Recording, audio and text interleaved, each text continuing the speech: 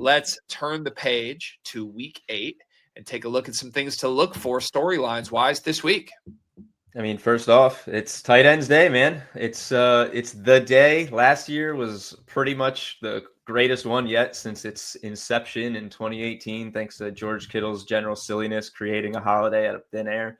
17 touchdowns scored by tight ends last year, more than every year since 2018. I think 177 catches. 2 guys scored twice.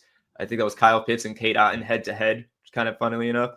I don't know if it's an anomaly, such a big jump to see that many touchdowns on tight end day, or if it's a sign of, quarterbacks feeding their guys, kind of embracing the holiday. I mean, the holiday has been embraced by the league, by fans, by teams, by players. I think there is a little bit of a narrative here. You keep the locker room vibes high when someone's got a narrative going on and they're trying to feed it.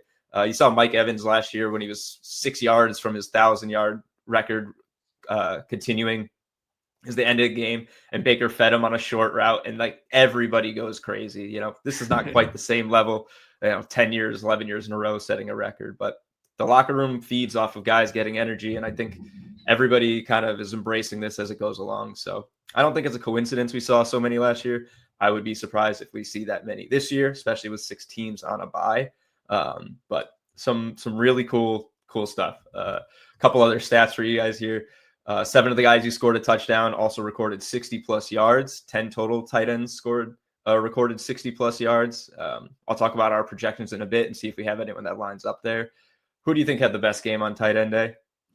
I mean, was it Kittle?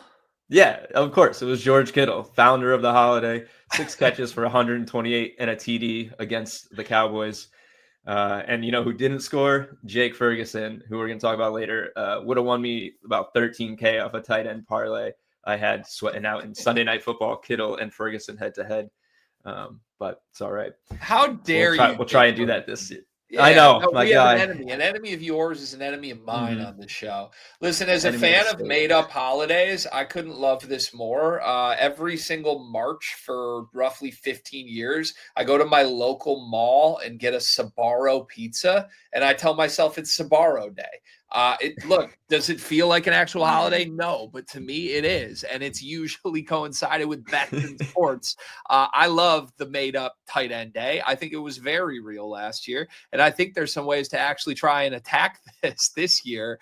To your point, I think teams will actually go into games thinking this is something we need to do. Who are some of the defenses we should be targeting against this week?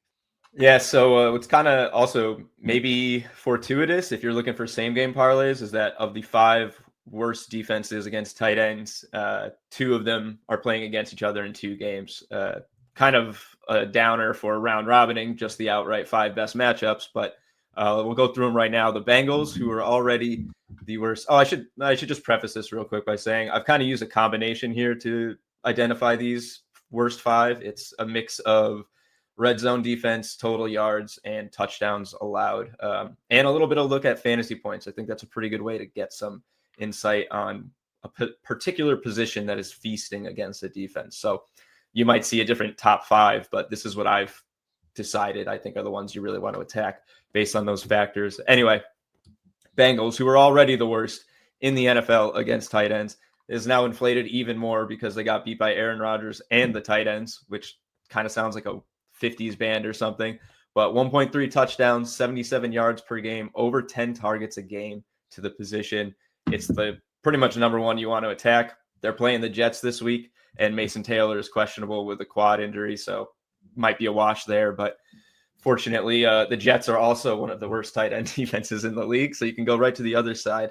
Look at Noah Fant, only 41.6 yards allowed per game, but 0.9 touchdowns per game is the second worst in the NFL. They're seeing over 7 targets to the position. Jake Ferguson tore him up pretty good a few weeks back. The Packers, a bit of a surprising one here, but they're giving up almost a full touchdown per game, 0.8 TDs per game, 62.5 yards per game to tight ends, and more than 10 targets. Actually, 10.5 per game is the most in the NFL allowed to tight ends.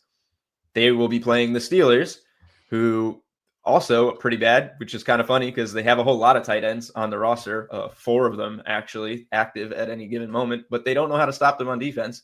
0.7 TDs per game. over 67 yards and 8.3 targets. This is a Tucker Kraft game for me. He'll be featured at least a couple times in this show. And finally, the Panthers. They just gave up a two-piece to Jake Ferguson a couple weeks ago. Fourth most yards at 67.9, only 0.6 touchdowns per game, but they're very vulnerable to that position. They're going to play the Bills this week. So your question there is kind of Dalton Knox or Kincaid. Kincaid is questionable, but if he's healthy, let him rip. He's a top target for Josh Allen. He caught his first touchdown of the season last year on tight end day. That's when I knew it was onto something with that parlay. I was like, oh yeah, this is a real thing. But yeah, Kincaid's great. I would definitely fire him up if he's healthy. If not, go with Dawson Knox. He filled in admirably in Kincaid's first absence this season. And again, just getting the defensive matchup against the Panthers. So probably when you want to attack, even if Kincaid is out. Bang. There you have it. All right. I love it. It is fun that 4 of our 5 defenses to target are involved in 2 games against each other. That makes this just like a sit back, grab your popcorn, and go tight ends watching experience. That is fun. We also not only have this matchup intel for you, but we can also take a look at what our model projects. So who are the top projected tight ends this week?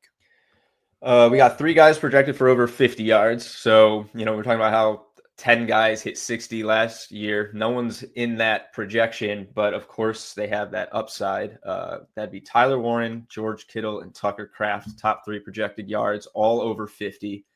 3 guys get over a 35% probability to score a touchdown. Also Tyler Warren, Tucker Kraft, and Travis Kelce. That's Monday Night Football for Kelce. So he's not technically playing on tight ends day, so keep that in mind. However, we did see Oronde Gadsden go off last night to kick off tight ends week, I guess. So Kelce's as much of a play as anyone if you're in the holiday spirit. Some of the top targeted tight ends over the past 3 weeks, all these guys have 20-plus targets. It's Dallas Goedert, Cade Otton, and Evan Ingram. Most touchdowns over the past 3 weeks. Jake Ferguson's got 5. I think he's got 6. I wrote this wrong on my notes. Tyler Warren and Theo Johnson of the Giants with 3. And I think you can just pretty much take all this stuff and try to find the best betting angles. The most targeted tight ends in the NFL who aren't on a bye. Trey McBride is the leader there, but there might be some sneaky guys in here too. Juwan Johnson, Harold Fannin. These are guys who are in the top 5 most targeted tight ends in the league, not counting the teams on bye this week.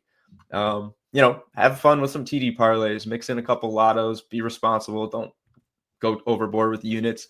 And what I will certainly be looking at is some ladders and alt lines. If you can get these guys at plus money usage, particularly in the first quarter, I think it's just the absolute angle to attack this week. And if they don't get it early, you might be able to get a nice lower line live or something. I'll be bumping the new Taylor Swift album in emotional solidarity with this entire angle, by the way. Just got to support my Kelce family.